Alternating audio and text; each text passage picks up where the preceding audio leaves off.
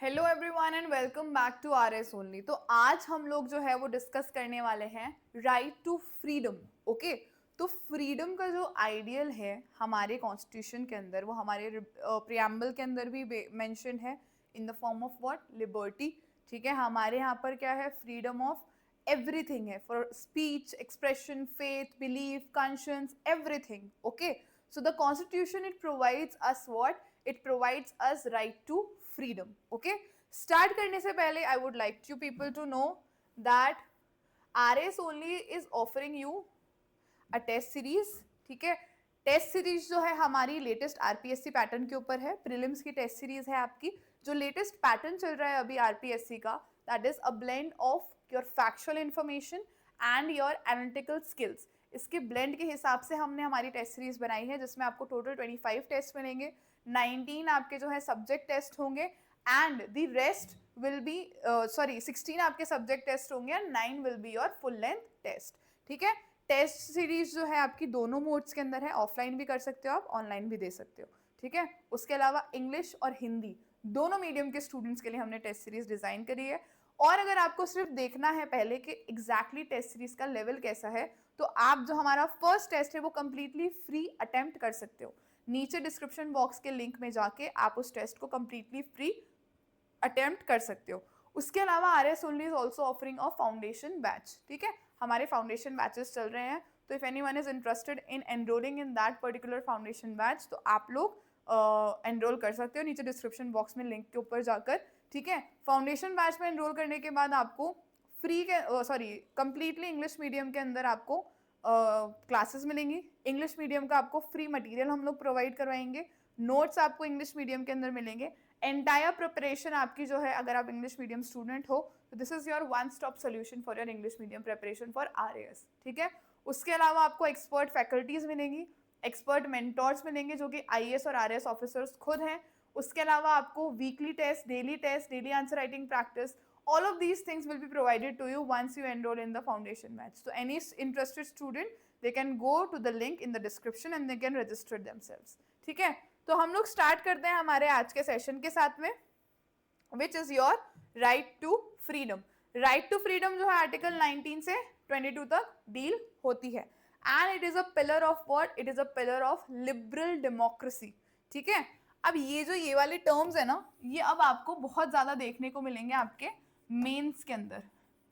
ठीक है, liberal democracy हो गया, रिप्रेजेंटेटिव डेमोक्रेसी हो गया।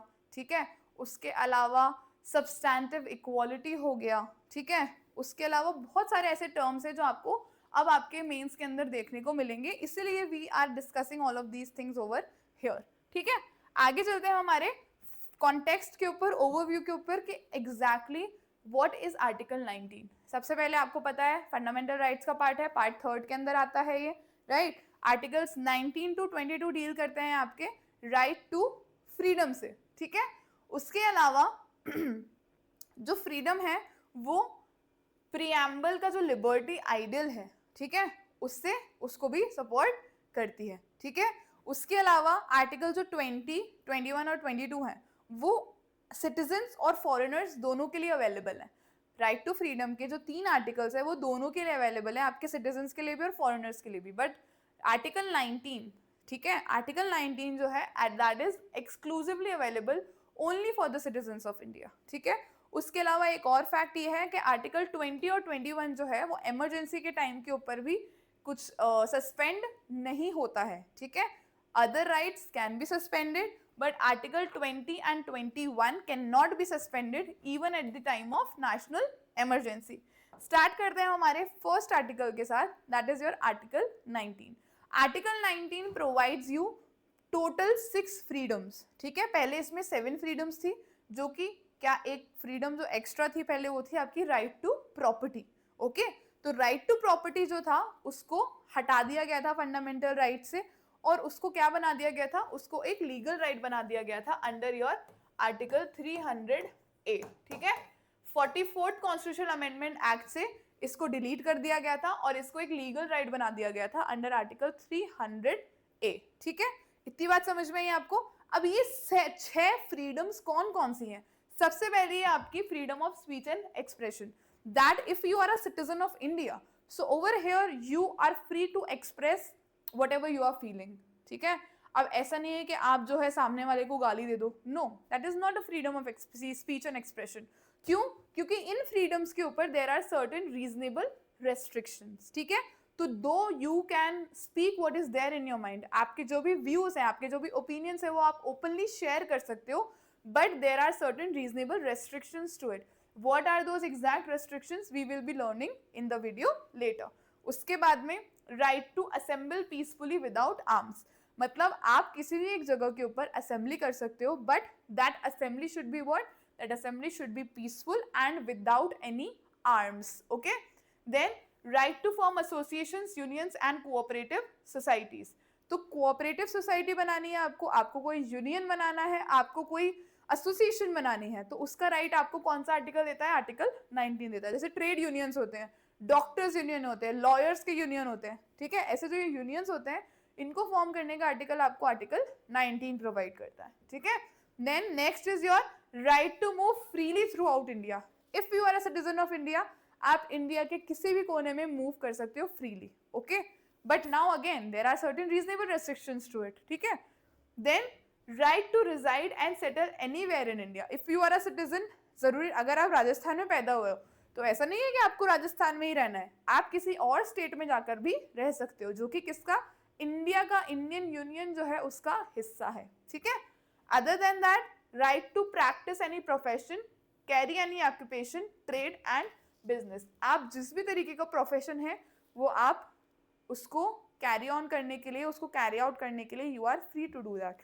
But that does not mean कि आप कोई इलीगल प्रोफेशन कर लो, नो, बिकॉज वो चीज़ क्या है? वो चीज़ प्रोहिबिटेड है. नाउ जो हमारा ये कोऑपरेटिव सोसाइटीज बनाने का राइट था, ये हमने बाद में ऐड किया था. 97th जो हमारी कॉन्स्टिट्यूशनल अमेंडमेंट एक्ट था 2011 के अंदर. ठीक है, ये एक स्मॉल फैक्ट है because these kind of facts are generally asked. Okay, तो हम एक ओवरव्यू ले रहे हैं that basically what article 19 says about. Okay, आगे चलते हैं हम. अभी मैंने बात करी थी कि ये जितनी भी 6 की 6 हमारी फ्रीडम्स हमें दी गई हैं, इन फ्रीडम्स के ऊपर there are certain reasonable restrictions which are placed. ठीक है, अब ये रीजनेबल रेस्ट्रिक्शंस जो हैं वो इसलिए लगाए गए हैं ताकि हमारे जो इंडिया की इंटेग्रिटी और सोवरेनिटी है वो किसी भी तरीके से हैम्पर ना हो, पब्लिक ऑर्डर हैम्पर ना हो. तो क्या है वो रीजनेबल रेस्ट्रिक्शंस? सबसे पहला sovereignty and integrity of India. 16th amendment 1963 से इसको ऐड किया गया था. ठीक है, क्या क्यों हमने इस चीज को ऐड किया, रीजनेबल रेस्ट्रिक्शन में क्यों डाला? फॉर सपोज कल को कोई इंसान इंडिया की सोवरेनिटी को खतरे में डाल के कोई बयान दे दे, कोई speech they they, so that is what? That is wrong, right? क्योंकि इससे इंडिया की जो सोवरेनिटी है और हमारी जो इंटेग्रिटी है वो क्या होगी? हर्ट होगी, और हमारी जो देश है उसके ऊपर नुकसान होगा, राइट? तो उस स्पीच और उस तरीके की स्पीच और एक्सप्रेशंस को कंट्रोल करने के लिए हमने क्या डाले हैं? ये रीजनेबल रेस्ट्रिक्शंस डाले हैं. Then security of the state. For example कल को कोई हमारे freedom of speech and expression के नाम पे हमारे देश की इंपॉर्टेंट कॉन्फिडेंशियल इंफॉर्मेशन जो है वो पब्लिक कर दे, so that is what? That is a threat to the security of the state. Other than that public order, right? Public order कैसे? कि फॉर एग्जाम्पल किसी के बयान से पूरे देश के अंदर कम्युनल राइट्स हो जाए, तो that is also wrong, right? तो इस तरीके के स्पीच एक्सप्रेशन को, इस तरीके के प्रोफेशन को, फॉर एग्जाम्पल कोई इलीगल ड्रग माफिया है, कोई इलीगल ट्रेड कर रहा है, now everyone has the right to trade, but अगर वो उस पब्लिक ऑर्डर को हैम्पर कर रहा है वो particular trade, then it is what? It is wrong. Then decency or morality. Now you are free to do anything, right? But that does not mean that you will be walking naked on the streets. Why? Because it will be against the decency and morality. And then is the contempt of the court. Contempt of the court क्या होता है? Court को disrespect करना. Okay, judiciary को, court को disrespect करना comes under your contempt of the court. ठीक है, अब ये जो इसका होराइजन है, freedom of speech and expression का जो होराइजन है वो सिर्फ इंसान की स्पीच पे लिमिटेड नहीं है. Okay, excuse me, sorry. ठीक है, उसके अंदर आपका freedom of press, okay, right to reply, right to internet access also is included in your article 19. ठीक है, right to remain silent is also included in your article 19. speech का मतलब freedom of speech and expression, expression का मतलब सिर्फ बोलना ही थोड़ा ना होता है, you can also be silent, right? तो right to be silent is also included in your what?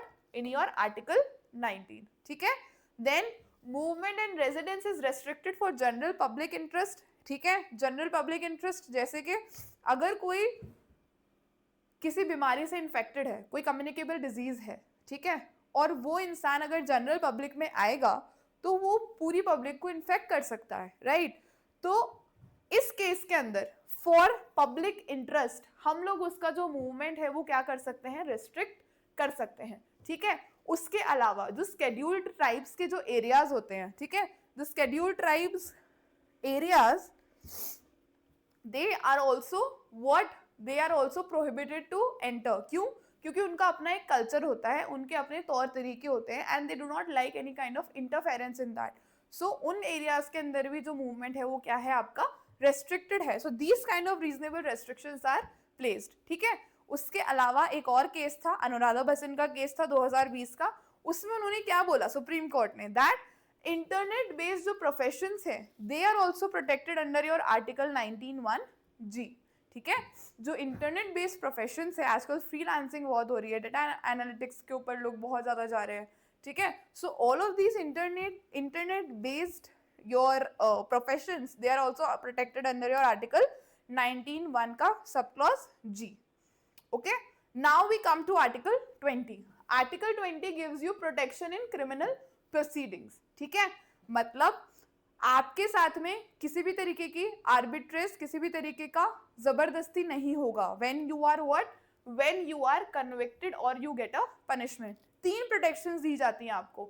No ex post facto law, मतलब आपने आज कोई क्राइम कमिट किया है, ठीक है, आपने आज कोई काम किया है, ठीक है, अब उसका आज तक कोई वो नहीं है, उस पर्टिकुलर चीज के ऊपर आज तक कोई लॉ नहीं बना हुआ है, ठीक है. फॉर एग्जाम्पल आपने किसी को चाटा मार दिया, फॉर एग्जाम्पल, आज तक उसके ऊपर कोई लॉ नहीं था, बट एक हफ्ते बाद उसके ऊपर लॉ बन जाता है, ठीक है, और लॉ बनने के बाद में बोला जाता है कि आपने उस टाइम के ऊपर ये किया था, अब आपको इस लॉ के तहत सजा दी जाएगी.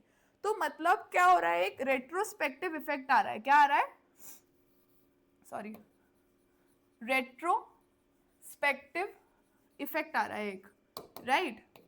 तो इस रेट्रोस्पेक्टिव इफेक्ट को रोकने के लिए ये पर्टिकुलर प्रोटेक्शन दी जाती है कि किसी को भी पास्ट में की गए किसी भी क्राइम के लिए अभी प्रेजेंट के बने हुए लॉस के हिसाब से सजा ना मिले, ठीक है.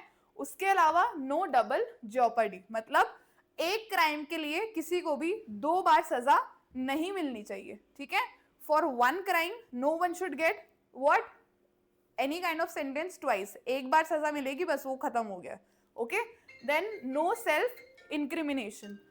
सेल्फ इंक्रिमिनेशन मतलब कि उस पर्टिकुलर इंसान को, ठीक है, जो भी क्या कन्विक्टेड है या फिर जिसको पनिशमेंट मिला है, ठीक है, वो अपने खिलाफ खुद एविडेंस पेश नहीं कर सकता, खुद गवाही नहीं दे सकता खुद के खिलाफ, ठीक है.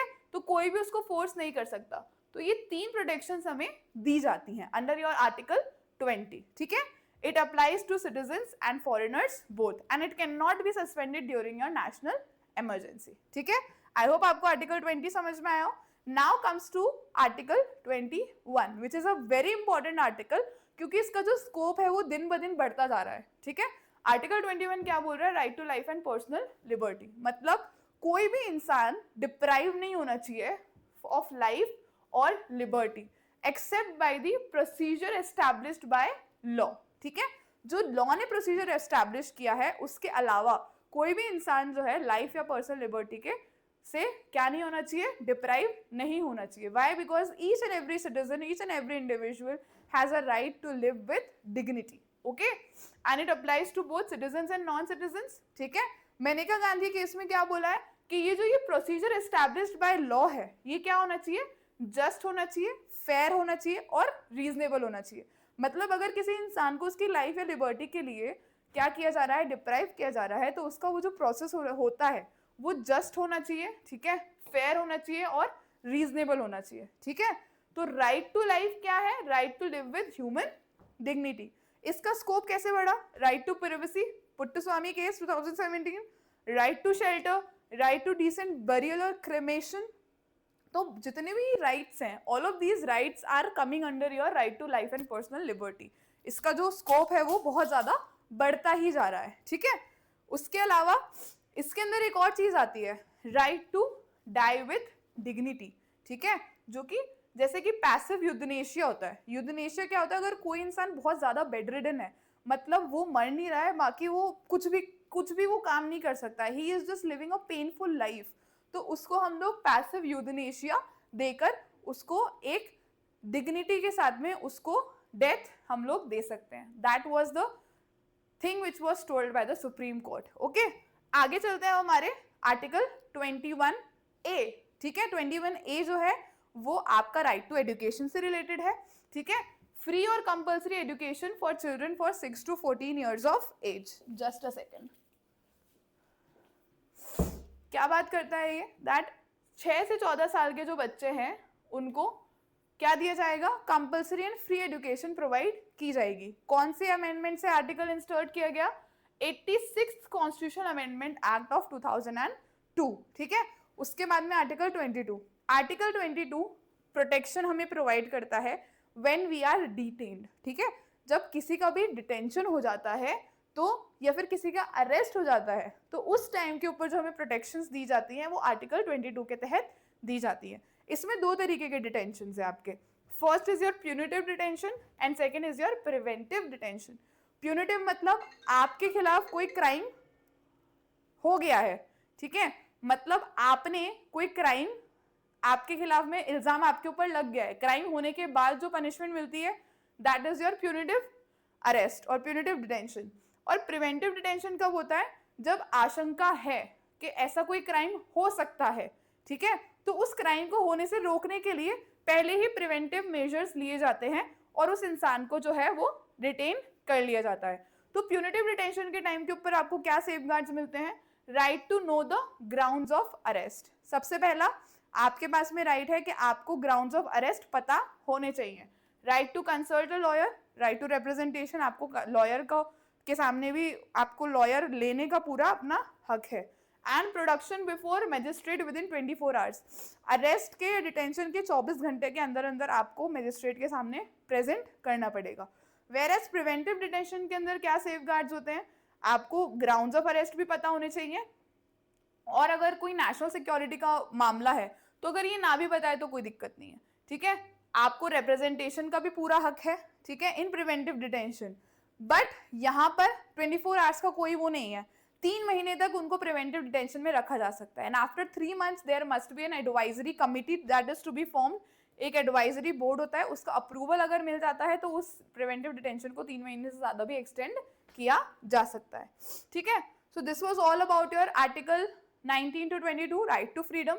एक बार क्विकली रिवाइज कर लेते हैं। So your article 19 to 22 that is right to freedom, it deals with what? It deals with your right to freedom। 19 is only for citizens और बाकी के citizens और foreigners दोनों के लिए हैं, ठीक है। आर्टिकल्स 20 और 21 जो हैं वो सस्पेंड नहीं किए जा सकते even during your national emergency, ठीक है। आर्टिकल 19 जो है it originally had what? 7 freedoms थी उसके पास में, ठीक है, बट अब कितनी है? अब only 6 freedoms are there. The 7th one, which was the right to property, it was deleted and it has become what? It has become a legal right under your article 300A, ठीक है। 44th Constitutional Amendment Act से इसको delete कर दिया गया था और legal right बना दिया गया था, right? All freedoms under Article 19 are subjected to what? Your reasonable restrictions, that is sovereignty and integrity of India, right? Public order, okay? So all of these reasonable restrictions are there on your article 19 के जितने भी हमारे freedoms हैं उनके ऊपर। उसके अलावा Maneka Gandhi case जो था 1978 का, उसने आर्टिकल 21 का स्कोप जो है वो एक्सपैंड किया था, ठीक है, किसके साथ? ड्यू प्रोसेस का प्रिंसिपल के साथ। और ये जो ड्यू प्रोसेस ऑफ लॉ है, इसका जो प्रोसेस है वो कैसा होना चाहिए? जस्ट होना चाहिए, फेयर होना चाहिए और रीजनेबल होना चाहिए, right. And article 21A it was inserted by 86th Constitutional Amendment Act of 2002 और इसने क्या प्रोवाइड किया हमको, right to equality, sorry right to education, ठीक है। उसके बाद में article 22 it covers punitive and preventive detention के जो सेफगार्ड्स हमें दिए जाते हैं वो, ठीक है। I hope you have understood your articles 19 to 22, that is your right to freedom. Okay, कुछ क्वेश्चंस देख लेते हैं फटाफट से। दिस इज योर PYQ 2023 का है। Identify the incorrect statement regarding judicial interpretation of article 21 after supreme court's verdict in Maneka Gandhi case. Answer मेरे को कमेंट सेक्शन में चाहिए। The burden lies on the petitioner to prove that the procedure established by law which deprives him of his life and liberty is arbitrary. क्या petitioner के ऊपर होता है वो burden? I don't know, you have to answer in the comment section. Procedure established by law is by and large synonymous with procedural due process as prevalent in the USA. I don't know and I don't think so. Article 21, 19 and 14 are not mutually exclusive. The right to life includes the right to live with dignity. ये question हम लोग हमारा जो PYQ series है उसमें already solve कर चुके हैं। आंसर आप लोगों को कमेंट सेक्शन के अंदर बताना है, ठीक है। उसके अलावा एक और क्वेश्चन देख लेते हैं। Which of the following provisions of the fundamental rights cannot be suspended during the operation of national emergency, regardless of the grounds on which the emergency is declared? ये क्वेश्चन बहुत इजी है, हम लोगों ने अभी डिस्कस भी किया है कौन कौन से आर्टिकल्स हैं वो, ठीक है। तो आप लोग इसका कमेंट सेक्शन के अंदर आंसर मुझे बताओगे, ठीक है। So this was all. Mains के भी कुछ क्वेश्चंस देख लेते हैं हम। 2016 का क्वेश्चन है ये। What is the constitutional status of right to property in India? हमें बताना है क्या कॉन्स्टिट्यूशनल स्टेटस है, हमने अभी डिस्कस किया है, 2 मार्क्स में आया था 2016 में। Explain the implications of right to life and personal liberty provided in article 21 of the constitution of India. 5 marks के अंदर आया था, मुझे एग्जैक्टली ईयर याद नहीं है, शायद 2018 या 16 के अंदर ये क्वेश्चन आया था, ठीक है। क्या बोल रहा है? Implications of right to life and personal liberty article 21 के अंदर हमारे कॉन्स्टिट्यूशन में, उसकी इम्प्लीकेशंस को हमें एक्सप्लेन करना है। तो it is very easy how you have to explain that. Okay, जो भी हमने चीज़ें पढ़ी है बस उसी को मोल्ड करके आपको इस पर्टिकुलर आंसर के अंदर लिखना है। So these are the kind of questions which are being asked and this is the kind of approach which you need to follow in your preparation आगे से, ठीक है। So this was all for today. We will be meeting next soon in next video. Till then, keep studying hard, keep working hard and work honestly. Thank you so much. All the very best.